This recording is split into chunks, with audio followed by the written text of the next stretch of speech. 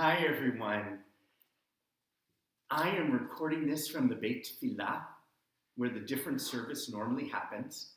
Dan is going to pop it in at the end of services. I know others will see it, but I wanted to begin by thanking Dan. How amazing. What a blessing that every year Dan has created this beautiful, beautiful service that so many people feel such a connection to. Thank you, Dan. Thank you also to the CBJ staff who's worked so hard to make this unusual year meaningful, as well as to our lay leadership.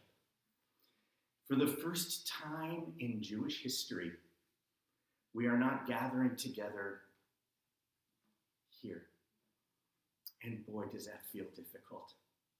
Who could have imagined standing in an empty room like I am now, with all of you sitting in front of computers on Rosh Hashanah? This is a time when we need each other, when we need to be together. For me, Rosh Hashanah is that hug, that smile, that look, that acknowledgement, even from afar. And it just is different seeing you all on screens. As wonderful is the blessing of Zoom, it's not the same. And I need to start by saying that I miss you. I miss being together. Yet here we are, using technology, hoping that it creates a sense, a little sense, a bit of connection. What a blessing that we can see each other. Zoom, in fact, is full of blessings. And I hope that as you see me, that you can feel my presence. You can feel me reaching through the screen to see you. You can feel me say, Hineni, which is what it says inside that ark. Here I am. My heart connects to you. I am present with you. For all that we have never experienced a moment like this, our people have experienced different moments. And our past, which has similar parallels, gives us tools to face this moment. I want to share with you a story from the Talmud. It's a powerful story. It's the story of a teacher and a student. Rabban Gamliel, the teacher, Rabbi Akiva, his students, and they're on two different boats. And there is a storm at sea. And suddenly the boat that Rabbi Akiva's on breaks up and everyone is in the water. Rabbi Gamliel sees the unthinkable. His beloved student and friend, Rabbi Akiva, falling into the water. There's no way he could survive. And he says, I am grieved. And we know what that grief feels like. And then the Talmud cuts away from that grief and moves forward in time. Somehow Akiva has survived. And Rabbi Gamliel is sitting and he asks him incredulously, how did you survive? You certainly should have died. And Akiva says, a plank from the boat came to me. He grasped onto the plank. And then there's an extraordinary line. To every wave that approached me, I nodded my head. And for me, that's this moment. That's the storm. That's the feeling like we're thrashing in the water, struggling to stay afloat. There are moments these last few months when I have felt like I was drowning, struggling, grasping for a plank, witnessing, as Rabban Gamliel did, the unthinkable, losses that are unimaginable, illness, economic hardship, confusion, missing loved ones and routines, societal unrest, persistent anti-Semitism, yet being unable to breathe both literally and metaphorically. Ash fills the air. The metaphor of being cast into the swirling waters indeed fits this moment. Like Rabbi Akiva, we too grasp onto the planks that come our way. We nod at the waves, and like every good story, this one is enigmatic. It makes us want to discuss it. What does it mean? What does it mean that he nodded at the waves? It's a good discussion for lunchtime. Does it mean that he kind of ducked his head so the wave would pass over? I'm just going to pretend it's not there. I'm going to duck. Was it his way of acknowledging the chaos around him? Was it his way of saying, I see you, wave. I'm ready for you. I'll wait till that next one, and it'll bring me in. And for me, each explanation hints at how we get through these times. I want you to hold on to this story. I want you to think it through, because it is just a powerful, powerful piece of sacred text. I am going to begin by interpreting this nod as acknowledging, as being fully aware. Yes, this has been so painful. Yes, this has been so difficult. And I want to suggest that maybe a plank to hold on to is that ability to nod and acknowledge, to create space to recognize and give voice to the pains that are and that continue to be. Because we often search for solutions and don't give us time to sit with, to acknowledge, to nod at, because it's only when we can nod at the waves, we can share what it's been like with loved ones. Hopefully you can do that with me. Here's what I'm experiencing, that we can then move to what do I do with all of that? I'm suggesting that the first thing we do is we nod and we feel. You know what my plank has been? My plank has been people. It's been relationships. That's what I'm holding on to so powerfully. Those small moments with family and dear friends. Before Ethan went back to school, he and Mimi and I would have dinners together. And even if he wouldn't talk, just being together.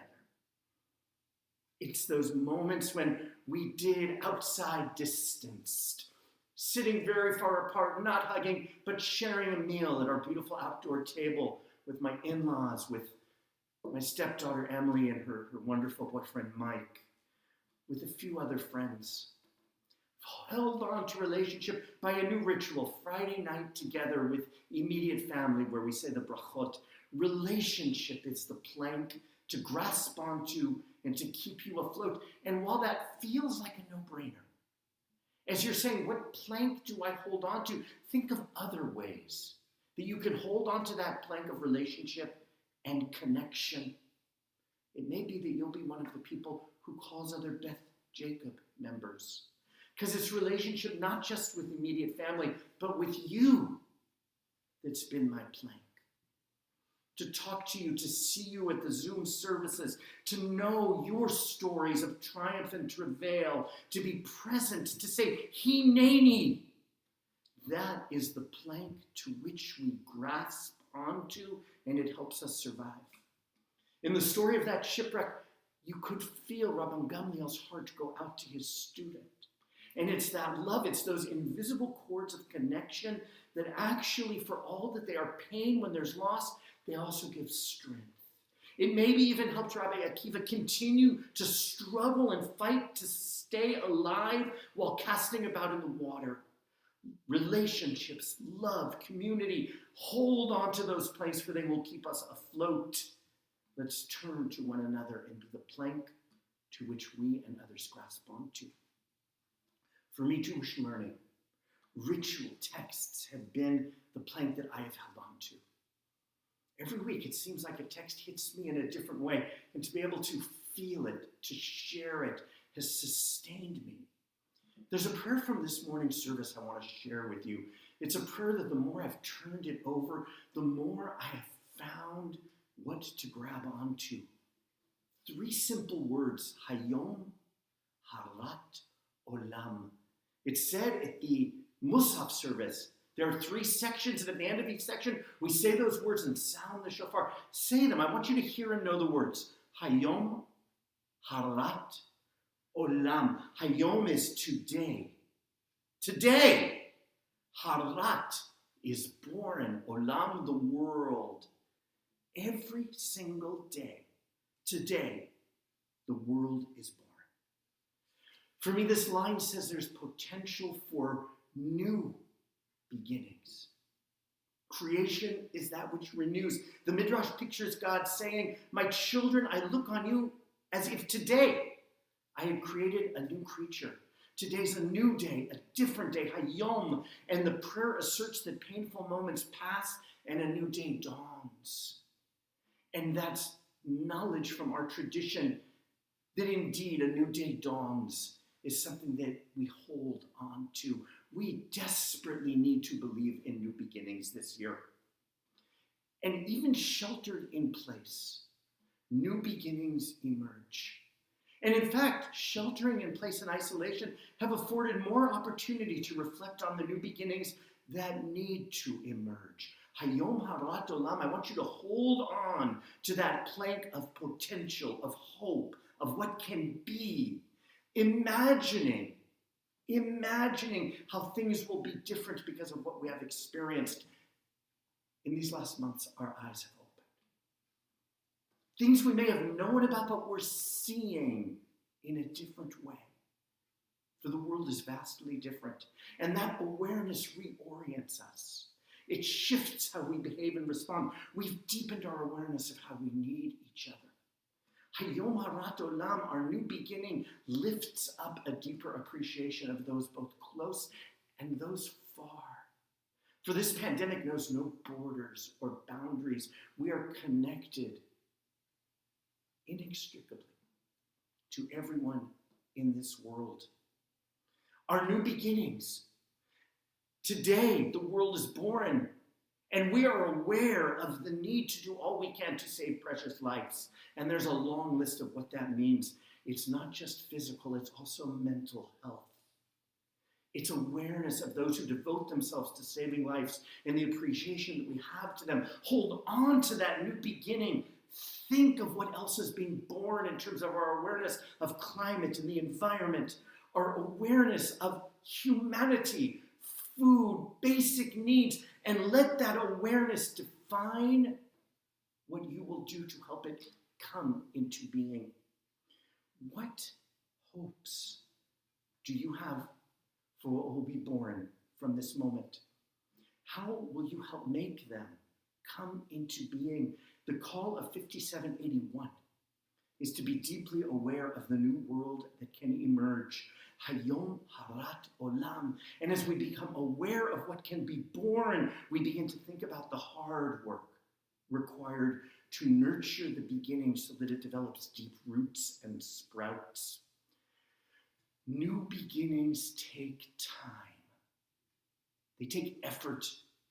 Sometimes they are a little messy. They're complicated. Often they arise from pain. And here's where Jewish prayer gets interesting. Prayers are often written by poets who pull their words from other sources. And those other sources use the exact same words, but in a different context and translate it a little bit differently so that we hear the echo of where the words came from in the new poem that emerges. I translated Hayom harat olam as today the world is born, but it could mean something very different. And when we go to the original context in the book of Jeremiah, we read something different, and that echo gives us another blank. In Jeremiah, where he describes a painful awareness that his words brought to the people are not being heard, that they are continuing in their immorality, that they are continuing in their corruption and their materialism and their empty rituals and selfish prayers. And he's being mocked as he brings awareness of that to them. He's being threatened. And he has this moment where he says, I wish I was never born. I wish that my mother had stayed eternally pregnant. Harat olam. The word harat here doesn't mean born, it means pregnant. Olam doesn't mean world, it means eternally. And those words, I wish I had never been born, are taken by the poet. They are reversed in terms of what they mean. using a different way to understand each word. Today, a new world is born, an optimistic vision that new things can emerge, but it arises from a painful realization of how difficult the world is, so bad Jeremiah doesn't want to be born. Hayom Harat Olam, today we are stuck eternally in the womb, aware that we are surrounded by unrighteous world. Again, the poet reverses Jeremiah's lament and he transforms it into new beginnings. But knowing the original source gives us more to hold on to and to understand and to dig deeply into ourselves when we hear the echo of his pain. Even with the optimistic words of new beginning, we know and we learn that from pain can come new beginnings. In fact, unless we lift up our pain, we nod to it and acknowledge it, then we don't have the ability to transform it. Listen to what Maya Angelou wrote. She wrote, history, despite its wrenching pain, cannot be unlived, and if faced with courage, need not be lived again. Lift up your eyes upon the day breaking for you, give birth to the dream. It's when we acknowledge the wrenching pain that Jeremiah describes. When we are aware things are so not right, I don't even want to emerge from the womb, that we are able to give birth to new beginnings. The Haftarah describes a very different Jeremiah that we'll read tomorrow. This Jeremiah is standing as the exiles are leaving Israel, and he's reassuring them, Yesh tikva, there's hope. He's buying a field because he believes we will return. This is a man who, because he was able to express his angst and pain, is able now to envision something else. To envision a return to those who couldn't possibly think beyond their immediate pain. As you read other pieces in Jeremiah, this brilliant prophet expresses a soaring vision of a world defined by kindness and walking in God's ways. But it's only because he voices his pain that possibilities and hopes emerge. The vision that emerges from giving voice to pain is the plank to which we cling. And I ask you to explore this spiritual truth. I ask you to think about and to discuss in your homes, what do I need to give voice to? What pain is so deep in my soul that I might not even want to face the world outside? And then how can I transform that pain into a vision of what can be? All of this is so relevant to what we are experiencing about race. New beginnings come as we acknowledge, as we see, as we listen to and learn pain. These past few months, our eyes have opened to painful realities that we may not have seen before, despite all of our good intentions, our activism, our loving care. But it's from this pain that we envision what can be, because we know what is. And we begin to plan what we will do and act. We need to hear the real pain. Not just read about it, not just think of solutions, but we need to be in relationship with people of color. We need to listen and feel, and then we walk together to imagine a new world, a different world. When Pastor Herman Hamilton of the New Beginnings Christian Church, Community Church, that shares this space, spoke to us after the shooting of George Floyd, he began by sharing with us that, speaking of his experience of racism as an African-American man, in many ways asked him to relive his trauma, and he invited us to hear and to listen. And by hearing and listening, by his vulnerability and inviting us in to his painful experience, we began to imagine a different type of new beginning. Boy, there's so much pain.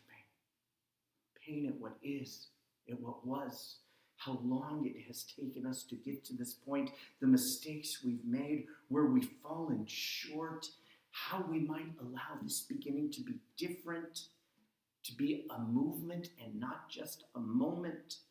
And it all begins with listening, feeling, and then we act. When Pastor Herman shared that he would not walk around his neighborhood after dark, he lives in Palo Alto. His daughter said, "Dad, don't go out for fear that a black man walking in a white neighborhood after dark might endanger his life." I felt it in a way I had not felt before. He shared another story of being dressed in his Sunday best after church one day in Boston, going into a store, buying something and using a credit card, and the clerk gave him a look. The clerk said, "Wait a minute." And the clerk takes the card, goes to the back, and when he was there, calls the credit card company, who calls the name of the person on the card. The call goes to Pastor Hamilton's wife, Rhonda. "We think that your card has been stolen." The suspicion that an African-American man or woman, boy or girl, meets with every day came through in that story. I felt it. I wondered what I would have done had I been the person behind him in line. Would I have just been annoyed at the time that I have lost? Or would I have said something, and because I've heard his story, I am changed. I act different. I am aware of the painful humiliation. For people of color, this pain is every day. It's job applications overlooked. It's being treated differently in school. It's presumptions of guilt. It's stereotyping. It's talking to their children about keeping their hands on the wheel when they're pulled over, lest they be killed because they fit the description. It's being aware of all of the different places and areas where racism continues. No wonder we are witnessing so much frustration and anger. And as we listen, as we learn, as we seek to understand, as we study, as we examine the history of messages to people of color that they are inferior and expendable, new beginnings emerge. We look at areas where racism exists that we might not have seen before, subtly, overtly, housing discrimination, educational and economic opportunities denied, mass incarceration, and we seek to understand the issues in all of their complexities, and they are complex. People sometimes reduce them to simplicities. We open our eyes to where discrimination has happened in our own Jewish community. How a Jew of color is often not seen or misjudged, and we are reckoning with the need to create a racially diverse, genuinely inclusive Jewish community. And it will take time. It's easy to preach new beginnings. It's harder to come up with realizable, accountable outcomes. There are no quick or easy fixes. Let's celebrate the strides we've made. I asked Pastor Hamilton to read my sermon, and he said, "Rabbi, you got to celebrate how far we've come," and he's right. And then we have to think of, what is my sphere of influence? Where can I make a difference? His wife, Rhonda, is a doctor. She's working in the medical field in terms of inequalities that exist. Some of you are in businesses, and for you to take actions in your businesses in terms of hiring and listening to people of color. Some of you are in the education field. What is your sphere of influence? Some of you can tutor. We can do so many things from the bottom up, beginning with listening, so that we can walk together to a truly new beginning, to the shofar sounding freedom and justice. Hayom harat olam. Today, a new day is born. The story is being written. Be comforted by knowing that we've navigated difficult waters in the past. Rabbi Akiva emerged from the water, and so will we. I imagine that when the waves brought Rabbi Akiva to shore, he felt reborn, that he'd been given a second chance. Hayom harat olam, new beginnings are every day. It shouldn't take a life-threatening moment to say this is a new day. Imagine emerging from this time as Rabbi Akiva emerged. Leave today thinking about and discussing what it means for you to nod at the waves. Talk about the planks you've held on to and ask if there are other planks that might be helpful to you now. Pray. Pray that you emerge with love that's deeper, awareness that's heightened, futures that are envisioned, and actions that are planned. Hold on tight to the planes of acknowledging, of relationship, of envisioning, and of transforming pain into meaning, so that 5781 will be a year of renewal and of beginnings. We know it can happen because we've lived through it in our own histories. Shana Tova.